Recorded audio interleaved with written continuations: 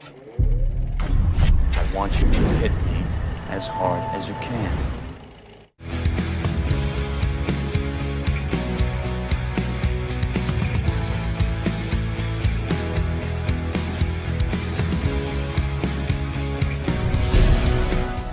Hey everybody, welcome to another edition of The Best Movie You Never Saw. And this week, we're taking a look at Disney's answer to Star Wars, The Black Hole. In it, Maximilian Schell stars as the captain of the USS Cygnus, a long-lost ship now hovering on the edge of a black hole. The now mad scientist plans to take his ship through the black hole with some very unexpected guests, the crew of the USS Palomino.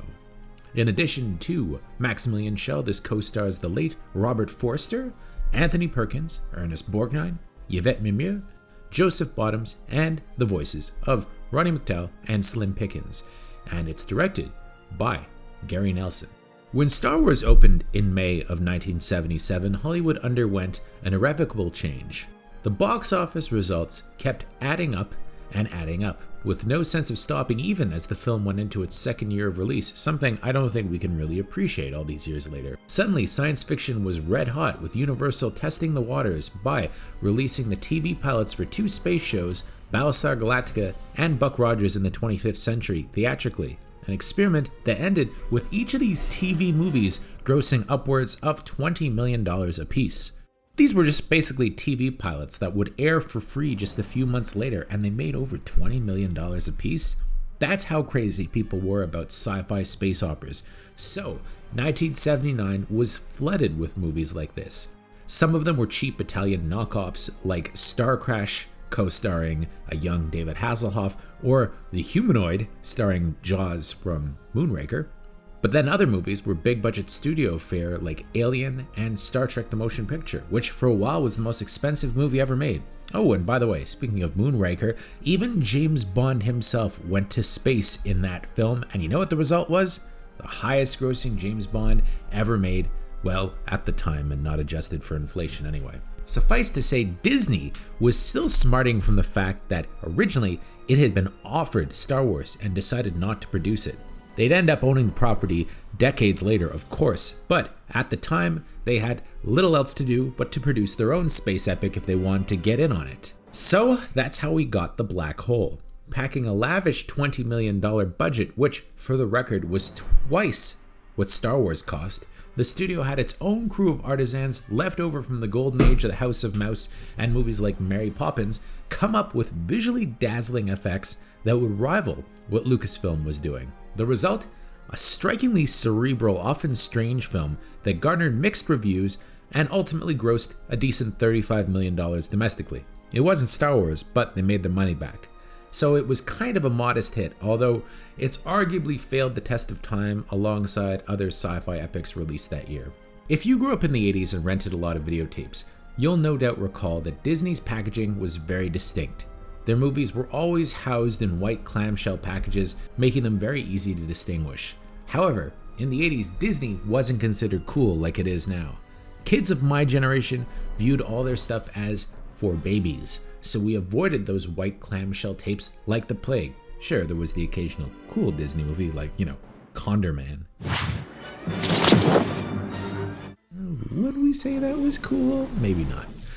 But we all still watched The Wonderful World of Disney, which at the time was hosted by studio head Michael Eisner, and it was on Sunday nights at 6 o'clock, and they would often show movies in two parts. I vividly remember watching the last half hour of the action-packed Black Hole one Sunday evening and being stunned that this was Disney. I used to borrow movie storybooks from my local library, and lo and behold, they had a Black Hole storybook alongside storybooks for Dune and Blade Runner, which seemed questionable to me. So I borrowed the Black Hole storybook and plowed through, although it wasn't really like I could read at about 5 years old, I just looked at the pictures. I begged my mom to rent me this movie, which stunned her as I always hated Disney so much and it essentially had to be forced down my throat. Suffice to say though, I love The Black Hole and have had a bit of a soft spot for it ever since. Now it turns out the PG rating was actually a distinct effort by them to make this film a little edgier. As Gary Nelson said in a recent 40-year anniversary piece for The Hollywood Reporter, we deliberately went after the PG rating just to get away from the G. At first, We didn't know exactly what would make it PG, so we decided that we would say it was too intense for younger audiences. Plus, dams and hells never appeared in Disney films until The Black Hole.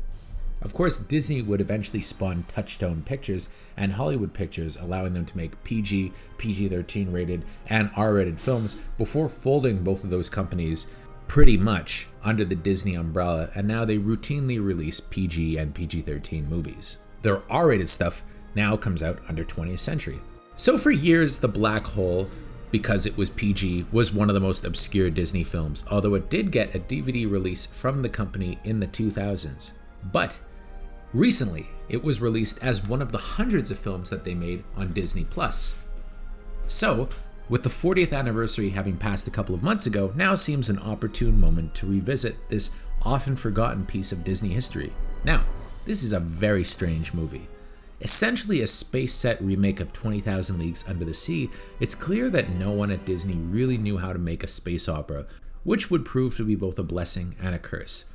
They threw in literally everything but the v.i.n.c.e.n.t into this one, but the concept of a black hole and the possibility of traveling through said hole makes this a lot more cerebral and quietly provocative in its way, and of course it seems that everyone involved had no scientific knowledge whatsoever. I feel like the fact that this movie comes off as cerebral is actually totally unintentional and just the result of people not having a handle on the type of movie they were making. So on the one hand, you have kind of a weird psychological thriller starring Maximilian Schell as a scientist going mad, with Yvette Mimieux trying to discover what happened to her father, Schell's former partner. While on the other, you have Roddy McDowall's R2-D2 clone, Vincent, getting to laser battles with an army of robots, while Robert Forrester is kinda Han Solo. Plus, you also have Ernest Borgnine as perhaps the least realistic astronaut ever, who always looks like he's just a little bit backed up and needs the bathroom really badly. It's a messy film, but also kind of awesome in its own way. For one thing, the visual effects are outstanding for the era. The movie starts off with computer-generated opening credits, which must have blew minds in 1979, and the matte paintings and miniatures used throughout are pretty stunning to look at. Plus, there's a great score by John Barry, which is haunting and exhilarating in the action scenes, and it's surprisingly violent for a PG-rated Disney movie, with Anthony Perkins getting a rough death scene early on at the hands of the bad guy robot Maximilian.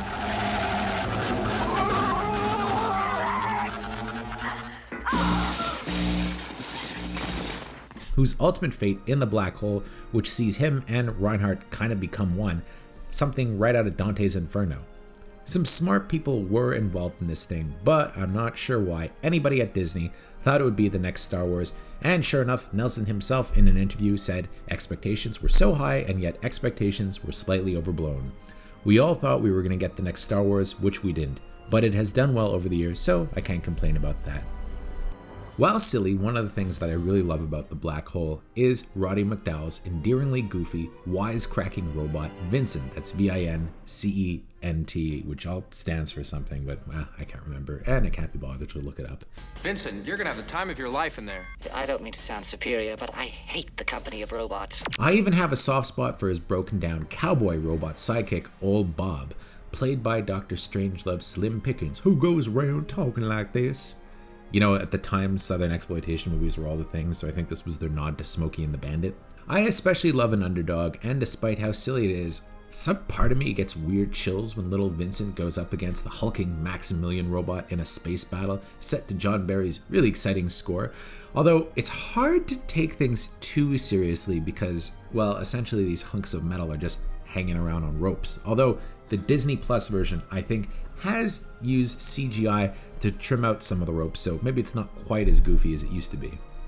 So, if you want to see The Black Hole, it's actually a pretty easy movie to track down, with it available on Disney Plus in a nice HD transfer, which is cleaner than the movie's ever looked, probably outside of its original 70mm pressing back in the 70s.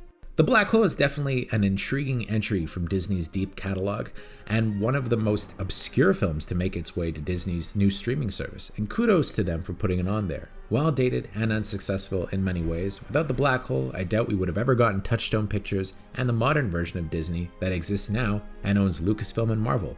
It's an important piece of the company's history and a fascinating find.